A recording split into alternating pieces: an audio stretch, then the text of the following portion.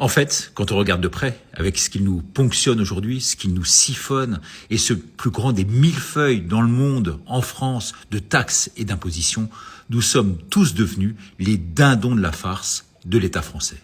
Entrepreneurs ou pas, tous à la solde véritablement de l'État. Nous ne travaillons pas pour l'État et pourtant nous payons continuellement pour l'État de façon outrancière. Alors que dans les autres pays, c'est entre 10 et 15%, comme dans la plupart des pays de l'Europe, ce qui serait normal, mais pas 60% comme en France, non.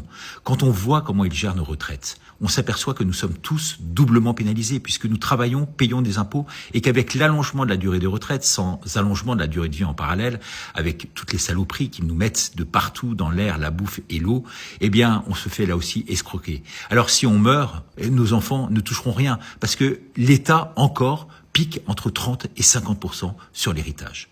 On s'aperçoit maintenant que nos familles appartiennent à l'État, et c'est le troisième point.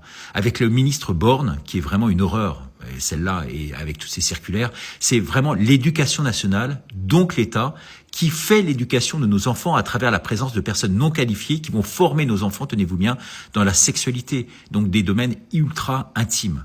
Chers amis, j'aurais pu vraiment continuer cette liste très longtemps. Il est un devoir, je dis bien un devoir aujourd'hui, crucial, par tous les moyens, de faire tomber ce régime. Mais pour cela, il ne faut pas, comme hier, 10 000 revendications à la clé dans une seule manif. Impôts, Palestine, retraite, etc. Non, il en faut une et une seule. Virer Macron et la Macronie.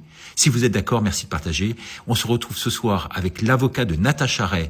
Natacha Ray elle-même qui fera une apparition dans notre live, sur mon plateau donc. Et puis un ex-gendarme, fantastique celui-là, qui a quitté à la fois la gendarmerie et l'éducation nationale.